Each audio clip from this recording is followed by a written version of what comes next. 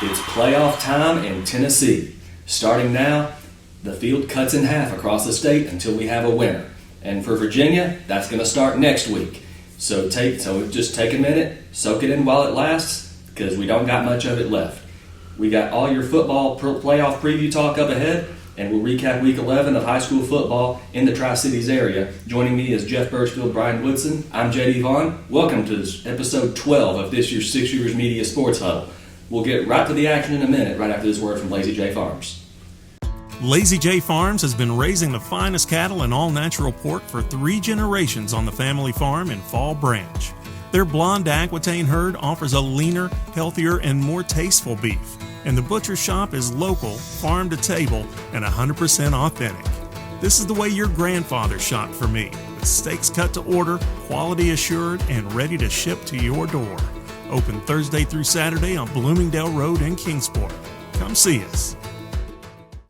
Well, Jeff, how about a game that was as good as a juicy steak from Lazy J Farms? Dobyns-Bennett gets the win over Science Hill 28-25. Back-to-back region titles for the Indians. What a game this was. Yeah, you and I were both there. You were taking some photos and I was writing up the game there, and it's just a terrific ball game, like you said, all the way down to the wire. A couple of calls could have gone either way that might have changed the game. There was a pass interference call where it didn't get called, where the players got tangled up, and then a ruling on a punt that actually touched Dobyns-Bennett player, but his rule that he was blocked into the ball there. So those were huge. That being said, I'm not trying to take anything away from Dobyns-Bennett because they made the big plays when necessary to win the game, and Levi Chappell, the quarterback, just played such a smart game, ran the ball well, threw the ball well. And then on the other side, Lane Clement for Science Hill, like 270 yards almost. So, he's had a big game throwing the ball. Yeah, terrific game. And another player that Joey Christian pointed out to me was Xavier Goodwin, made 11 tackles on defense, had a couple of big catches. One of them was a little short pop pass, turned into a 16-yard touchdown, a go-ahead touchdown, to give Dobyns-Bennett the lead for good, as it turned out. And, of course, Noah Raines with the game-clinching interception in the final couple minutes. Dobyns-Bennett able to go in victory formation. After initially Science Hill stopped them on 4th down, the Hilltoppers had a chance, but Noah Raines in the right spot to intercept Clement and secure the region championship, Jeff. What's Science Hill have to do going forward? Well, Science Hill's got another tough test, which we'll talk about a little later, against Oak Ridge. Main thing they've got to clean up, they've made some mistakes all year long that's really hurt them, and stuff. And that's the thing that's been most frustrating to Stacy Carter, the head coach. Science Hill's got a lot of great athletes. You mentioned 11 tackles. I think on the other side, Darren Hill had 11 tackles for Science Hill, and then Malik Anderson, terrific athlete. You saw him run through some tackles, score a couple of touchdowns. They've got some really good receivers. Branson Newberry had the long 67-yard touchdown play from, Clement. And then also Tyler Holder had a 38-yard touchdown catch, and Tyler Holder had an interception. He's probably been Science Hill's best players right here coming down the stretch, playing so well on both sides of the ball. One thing's really hurting Science Hill, though, their best offensive lineman, Sawyer Necessary, injured, season-ending injury, and also Ian Mathis. And Ian, everybody knows him as a running back, but he's probably even more valuable playing back there at safety, for Science Hill. Yep. And I got the privilege to see Ian. He was in his wheelchair, all had his brace on and everything, but, he was still cheering his team on from the sidelines, so that's great to see. Ian, we're thinking about you. And, of course, as for Dobyns-Bennett, all that preseason talk about 6-4, 7-3, well, here they are. They're 9-1, better overall record than at this time last year, and they're back-to-back region champions. And they'll host Farragut for the playoffs. Brian, you went up to Gate City. The Blue Devils took care of business quickly in this one. Yeah, Gate City just came out. They had to punt once in the first quarter. I think that upset them because they went on a roll from there. Zane Reed threw 3 touchdown passes to 3 different receivers. Walker Hillman had 2 touchdowns. Parker Jenkins had a touchdown catch and then returned the opening kickoff of the second half for another touchdown. So they pretty much dominated on offense. Defense, they did the same thing. The Wise Central got about 40 yards total offense. Really didn't have any opportunity to really do much of anything. And Gate City just really looked good, and they were ready for this week's game. Yeah, so definitely no trap game there for the Blue Devils. And Jeff, how about your alma mater, those Happy Valley Warriors, 10-0 region champions? Yeah, they just keep on playing so well. First undefeated season for Happy Valley since 1997. They've scored a record number of points, 517 points. They've scored 51.7 points per game, over 10 games if you take that. They were up early 14-0. Looked like they were going to roll against South Green, but you know how tough it is down there. I mean, You work down in Greenville, you know how what a tough place to play it is there on Rebel Hill. And anyway, South Green got a block punt sort of end of the first half. They turned it in, converted to a touchdown, 20 seconds left in the half, and then Happy Valley goes up, scores another touchdown, gave McDougal his second rushing touchdown of the day, and they go up 27. At that point, it looks like maybe the game's over, but again, South Green, they had a long touchdown pass, 67 yards for a touchdown, but, Happy Valley's able to close it out, get the first downs they need to run the clock out, and like I said, in the season, first undefeated season since 1997, and first region title since 2016. Wow. Just an incredible season for Happy Valley. Think about where they were 3 years ago, or really just 2.5 years ago when they started 0-3. Boy, have they come a long way since then. Speaking of coming a long way, the Hampton Bulldogs, 3-win season last year, but not this year. The Bulldogs are 9-1, Region 1 1A champions after their win over Cloudland. Here's Andrew Smith. I appreciate you guys letting me come on and do this remotely this week. Obviously, some schedule conflicts kind of got in the way, but the Region 1 1A championship, Hampton and Cloudland. Hampton a winner 54-22 over the Highlanders. And it was just a fantastic evening, especially the start for the Hampton offense. They got the ball 5 times in the first half, and they scored all 5 times. Led 36-22 at halftime. Senior quarterback Connor McKinney really had a great game. 237 yards, 4 total touchdowns. He ran for 43 yards as well. And his favorite target was Brock Shelby.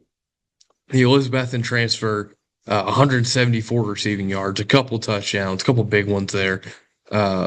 Mixed in the outing for Shelby, but yeah, it was a big win for Hampton, and big loss for Cloudland there as well. You go into it, a region championship on the line. It's something I talked to one of the Cloudland assistants about.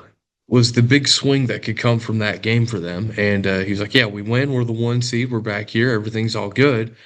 Now we sit, and it's the 4 seed. And they got hit the road. Tough matchup for them going up down to Coalfield in the 4 seed. But, yeah, tough road for them. But big win for Hampton. Very balanced rushing attack. They had 5 rushers, including McKinney and Shelby. As well as Isaiah Belcher, Peyton Townsend, and they were just very balanced. No one guy was really hammering the workload, but I think in a game like that, you're perfectly content with that.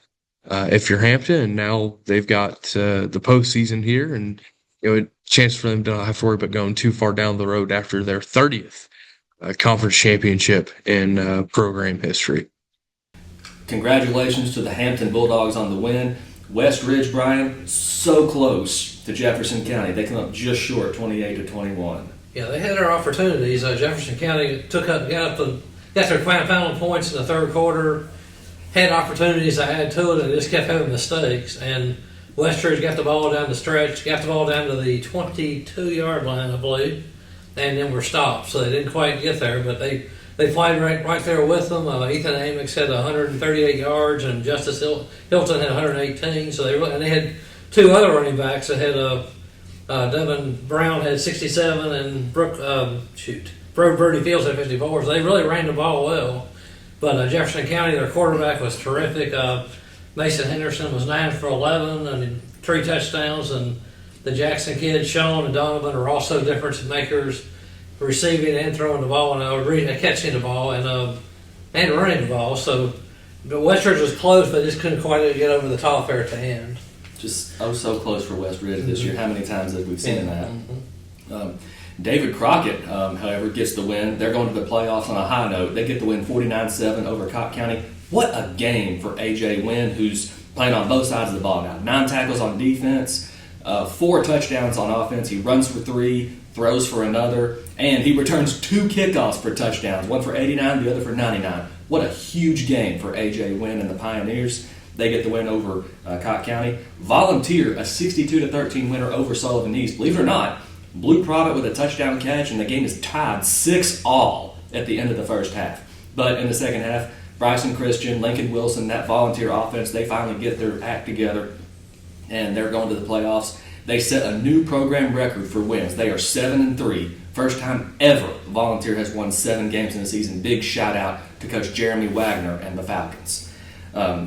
Jeff, Unicoi County going to the playoffs with some momentum. A 55-22 winner over Johnson County. Yeah, totally dominated that game. They're up 42-0 in the second quarter, so that got me looking more at Unicoi County, what they've done over the course of the season. Of course, Kobe Jones, he's become the program's all-time leading passer with over 5,000 yards. This year alone, 1,687 yards. But here's the most impressive stat for me, 21 touchdowns, only 2 interceptions. And then Blaze Rice, he had 148 yards against Johnson County. He's up to 1,243 yards and 18 rushing touchdowns. Then you got Avery Hatcher, who's been just terrific receiver there, 48 catches for 918 yards. And then Aiden Evely, just a solid player with 27 catches, 261 yards. And Alex Lannenham, he's got 5 receiving touchdowns. And, of course, those 3 guys, they'll be playing also on the Blue Devils basketball team coming up, as will their best defensive player, Brady Simmons, who has 99 tackles, 14 of them for a loss, an interception, and 2 fumble recoveries this year. And the last kid, maybe to highlight, Isaac Harris, he has 74 tackles, 15 for a loss, and forced 2 fumbles this year. So, a lot of tough kids on that Unicoi County team. And then no wonder they're 4 points away from a 10-0 record. Just incredible run. Brian, Rycove and Twin Springs, a couple of big wins, a couple of big conference wins for the both of them this week. Yeah, they both rolled pretty well. Twin Springs beat Thomas Walker 48-12. Clay Ross is his usual self, 167 yards rushing, 2 touchdowns, also threw for 102 yards. Isaiah Kiner continues to be a terrific freshman. Brennan Weddle. Julian Pasquale had an excellent game, 126 yards and 3 touchdowns. Jake Compton returned a kick for a touchdown, a block kick for a touchdown. So they really played well against Thomas Walker to get ready for Rycove this week. Rycove played J.I. Burton and snapped their 2-game losing streak, winning 40-7. They led early in the third quarter, 28-7, and just rolled from there. Just that running game was churning in the regular season home finale for the Eagles. Yes, I hate to say these were not trap games, No. were they? No. Also, Providence Academy gets the win over Zion Christian. Shout out to freshman Cam Blanton, the quarterback, 3 touchdown passes. Cole Blanton, of course, on the receiving end of most of those. So Providence Academy will make a trip to the playoffs next week. They will be riding some momentum.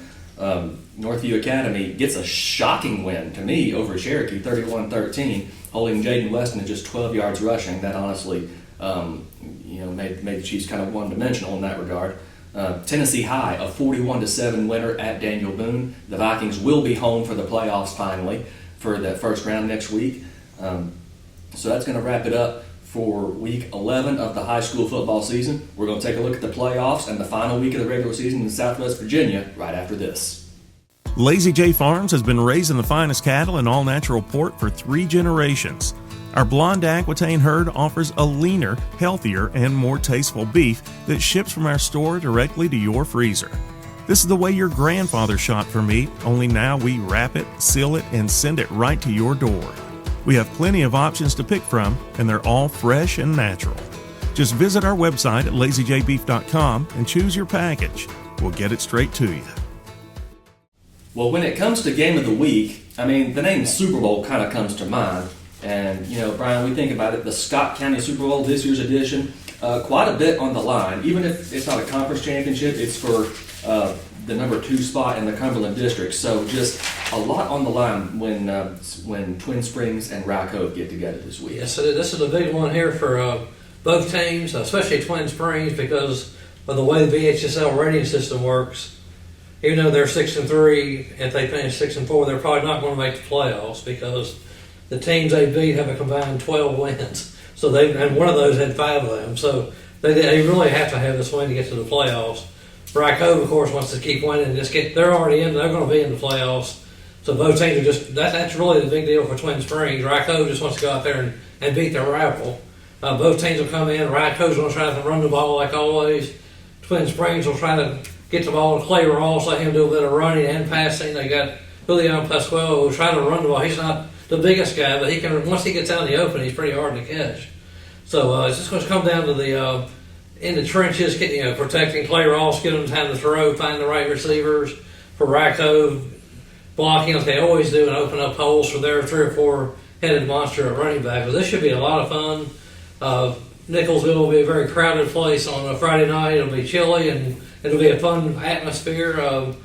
Racco's won the last 3 in the series, but Twin Springs won 11 and 13 before then. So it's been a real competitive series, and this should be a really fun game to watch for anybody that wants to see a good high school football game. Yeah, and it's hard to believe you could finish, second or third in the district and still not make the playoffs. That's just, that's just how different the TSSAA and the VHSL are. Mm-hmm. So just, I'm glad you pointed that out, because that's so much more on the line this week for Twin Springs in this game.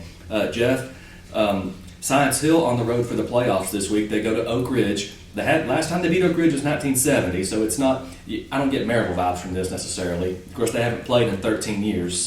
But what does Science Hill have to do to have a chance to move on here? Well, like you said, even though it is a long losing streak and they've not played them that often, but Blankenship Field down there at Oak Ridge is a tough place to play, sort of an intimidating place. Biggest thing Oak Ridge brings, the Wildcats have a lot of Division I prospects on their team, especially their tight end, Malik Howard.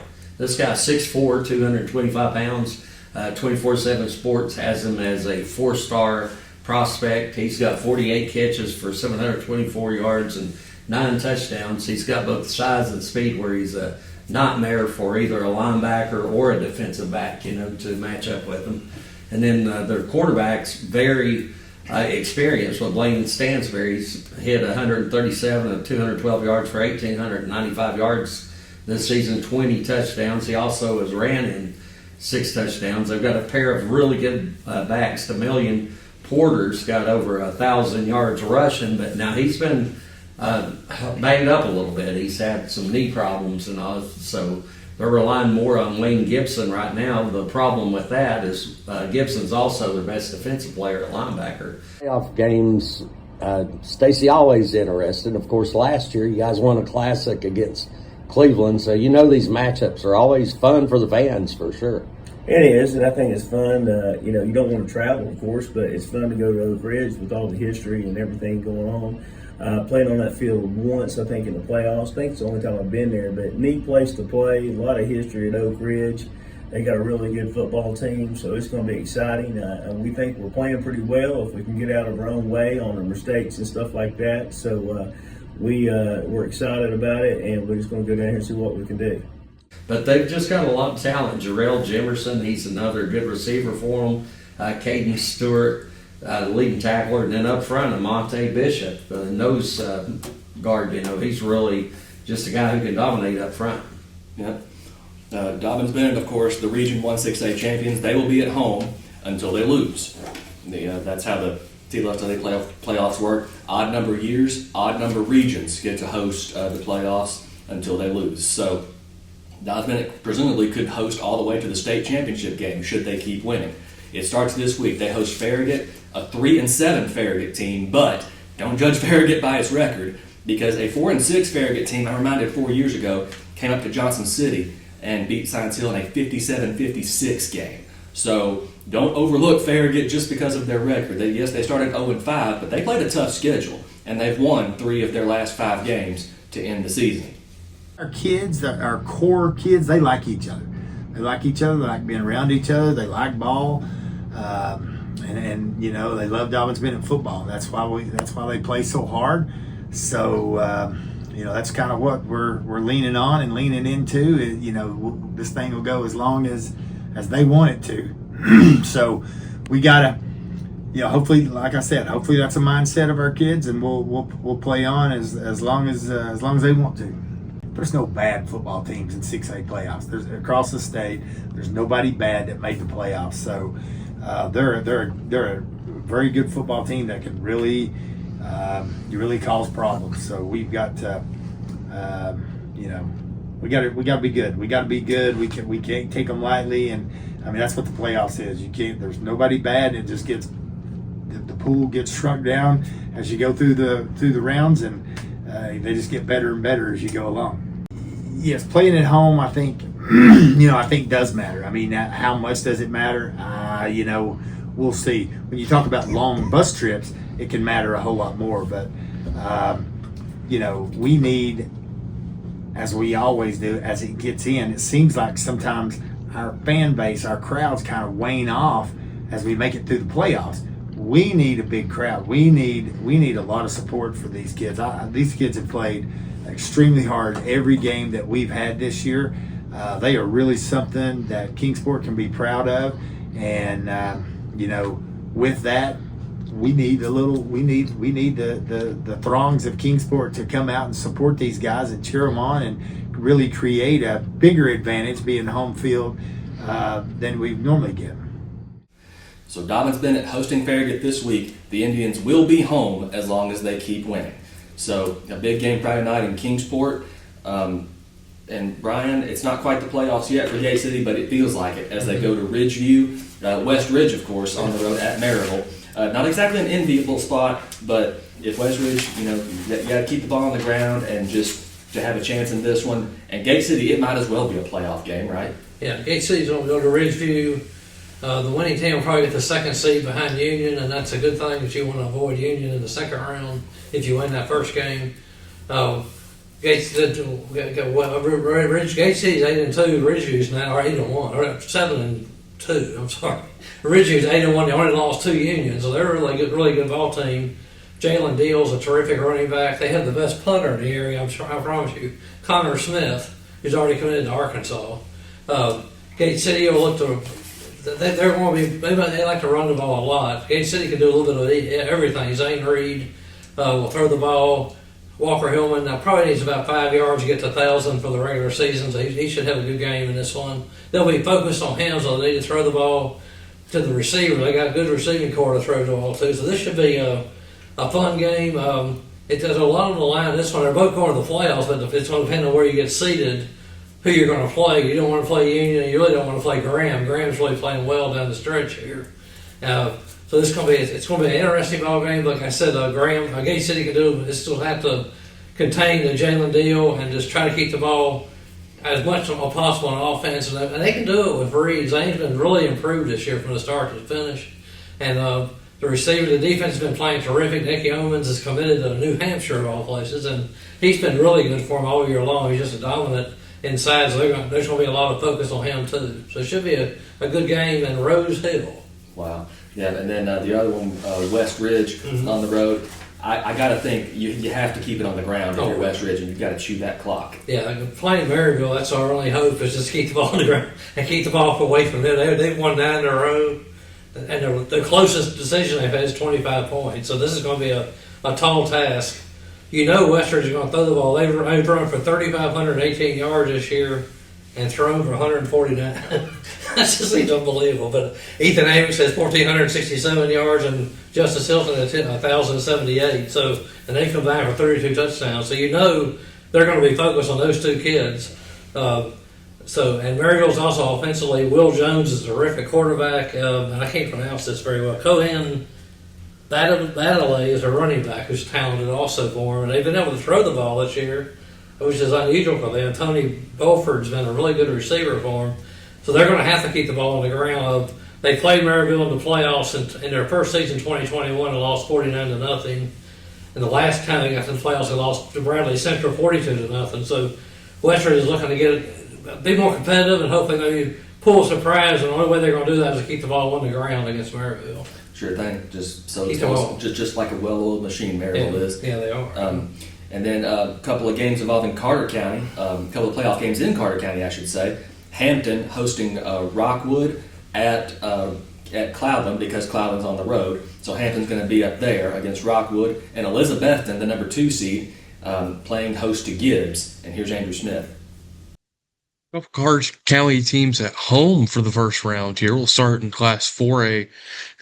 Region runner-up Elizabethton welcomes Gibbs into Citizens Bank Stadium. And this is not going to be an easy task for the Cyclones. This is a very good Gibbs team. You look at what they did in Region 2. They beat a playoff team in Halls, and they've also handed Anderson County its only loss in region play this year, the eventual region champions in the Mavericks. So this will be a big one for Elizabeth, and obviously you're in the postseason, all of them are. And I am going to really key in on how Bryson Blevins, the freshman quarterback, handles this situation for the Cyclones. Last week didn't go great. How does he bounce back? It's postseason. How does the freshman handle this new environment that he'll be in? Certainly helps he'll be at home. And then on top of that, Elizabethton just cannot afford a slow start. You saw what happened last week against Greenville. It was bad. They got behind early and it just became an avalanche. You can't afford to do that again. I don't know if you'll quite get to that level of avalanche, but you certainly feel a lot more comfortable if you're up, 14-7, 20-6, than if it's, 14-0 gives middle of second quarter. So that'll be two things I'm keeping an eye on there. And then elsewhere, Hampton playing a home game at Cloudland against Rockwood. Rockwood went 6-4 in Region 2. They were the 4 seed in that region. These teams, a little bit of familiarity in somewhat recent years. It's the fifth time they've met in postseason history. The last one being 2021, a Hampton win there. And this is a Hampton team that's on fire. They've won their last 6. They lost that game in September at Happy Valley. Wasn't pretty. They've rebounded nicely, as you would hope they would. A bunch of veterans on that team, and this is where Connor McKinney needs to shine. He shined last week, and I expect him. If Hampton wants to go as far as they want to go, I think a lot of it rests on Connor McKinney.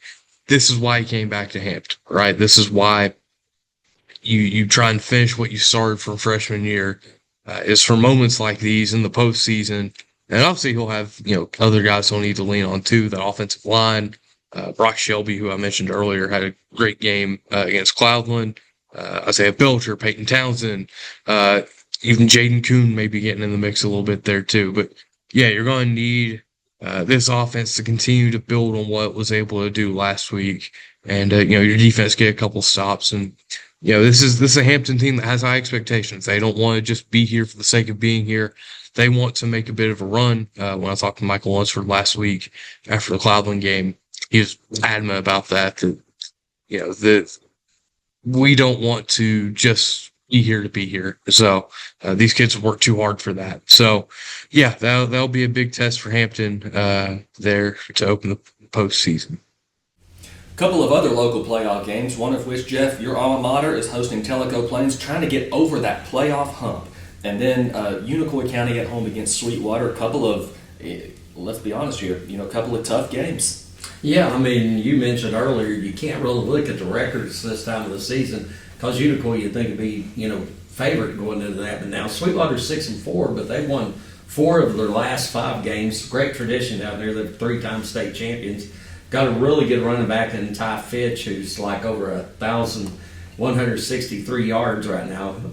Then Jackson Powell, the team's second leading rusher. He's also a terrific outside linebacker. Got a good quarterback there in Nolan Dacus, and he's got several good receivers he can throw to. Isaiah Stiles, who had a big game against Scott County, both had a touchdown and a pick 6 that sort of sealed that game. You got Jeremiah Parvis, who's another good receiver, and Gus Campbell. And then on the offensive line, Hayden Campbell, he's getting some looks from different colleges. I know he went up and visited Pikeville College, this past weekend. Then you switch over to Tellico Plains. Tellico Plains actually beat Sweetwater a little earlier in the season in 2A, team beating a 3A team, and those two are big rivals, sort of the same as Happy Valley no-edged out Unicoi earlier in the year there. So Tellico Plains, the Bears, they're a good team, able to make a big comeback. And one of their recent games were down by 9 points, less than 10 minutes to go, and then they come back and won that game. They lost their last game to Polk County, who actually beat Happy Valley 13-12 in last year's playoff. The Polk County, even though they were able to win that, Colin Head, the quarterback for Tellico, able to throw a touchdown pass. Trevor Kilber, he had a at 10 touchdown receptions for the year. They've got a good running back in Jasper Hamilton.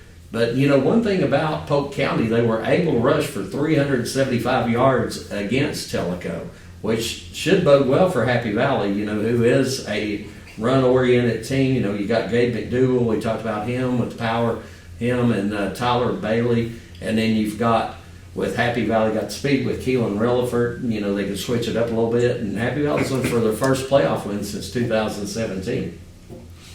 Just two big games, one in Irwin and Warrior Hill this week. So Tennessee High, like we said, they're finally going to get that home playoff game. They're going to host Knox Halls in the first round. David Crockett in the playoffs on the road. They will be at Knox Central. In 4A, Volunteer and Cherokee both on the road. Volunteer at Anderson County, which came back to beat Alcoa. So Cherokee is now going to Alcoa for the first round. Johnson County on the road at Meigs County in Class 3A. And then in Class 1A, of course, Cloudland, the Highlanders on the road at Coalfield. Providence Academy in Division 2A, they are at Donaldson Christian for the opening round of the playoffs, their inaugural playoff, both under Coach Daniel Kilgore. Like we said, each week the field cuts in half across the state, and it's going to cut in half until we have a winner. So that's going to wrap it up for this week of the Sixers Media Sports Huddle. Get out there and enjoy some football while we've still got it. For Jeff, Brian, Andrew, I'm JD. So long. Lazy J Farms has been raising the finest cattle and all-natural pork for 3 generations on the family farm in Fall Branch. Their blonde Aquitaine herd offers a leaner, healthier, and more tasteful beef. And the butcher shop is local, farm to table, and 100% authentic. This is the way your grandfather shopped for me, with steaks cut to order, quality assured, and ready to ship to your door. Open Thursday through Saturday on Bloomingdale Road in Kingsport. Come see us.